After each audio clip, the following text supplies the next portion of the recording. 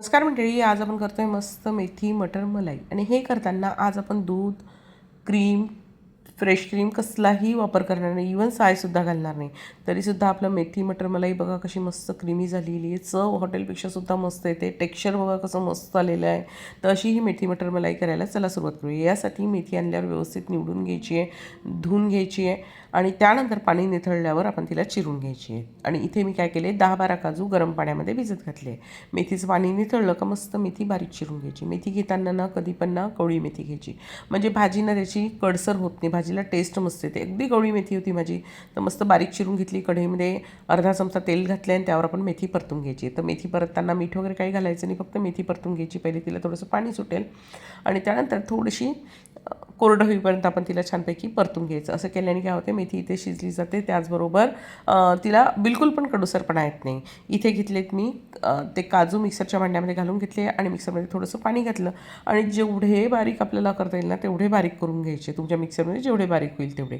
इकडे त्याच कढईमध्ये तेल घातले, त्यामध्ये 2 कांदे घातले. कांदे पण परतून घ्यायचे. कांदे परततानाच त्यामध्ये घालून घ्यायचे 15 ते 20 लसूण पाकळ्या आणि त्याचबरोबर अर्धा इंच आल्याचा तुकडा. या भाजीला थोडंसं लसूण जास्त घालायचं, चव छान येते. 2 कांदे घातल्यास 1 टोमॅटो घालायचा आहे. टोमॅटो घातल्यावर थोडंसं मीठ घालायचं आहे, त्याचबरोबर थोडंसं साखरसुद्धा घालायची आणि टोमॅटो मस्तपैकी परतून घ्यायचे जोपर्यंत ते नरम होत नाही. आता आपले काजू परतून झाले, तर एका नॉनस्टिक पॅनमध्ये मी काजू जी आपण परतलेली जी त्याची प्युरी होती ती आणि त्याचबरोबर आपण पाणी घालून घेतले आणि याला एक उकळी आली की गॅस कमी करून मस्तपैकी याला एक 5 ते 7 मिनटं शिजवायचे. हे शिजताना त्यामध्ये ना आपण तेजपत्ता घालायचा आहे, त्यामुळे त्याला चव खूप छान येते आणि मस्तपैकी याला उकळी येऊ द्यायचं आहे. हे छान उकळू येऊ द्यायचं, म्हणजे हे घट्टसर होते, म्हणजे आपली व्हाईट ग्रेव्ही तयार होते.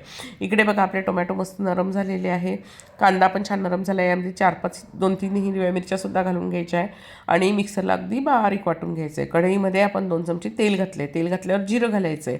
जिरं घातल्यावर आपण केलेली प्युरी घालायची आणि आपण काय करायचे, हिला मस्त परतून घ्यायची जोपर्यंत तेल सुटत नाही. लवकर तेल सुटतं कारण आपण टोमॅटो कांदा शिजवून घेतला. त्यानंतर यामध्ये घालायचं 1 चमचाभर किचन किंग मसाला, अर्धा चमचा लाल तिखट तुमच्या आवडीनुसार घालू शकता. त्याचबरोबर अर्धा चमचा घालायची हळद आणि मस्त मसाला परतून घ्यायचा आहे. मसाला परतला की यामध्ये आपले वाटाणे घालायचे, म्हणजे मटर घालायचे.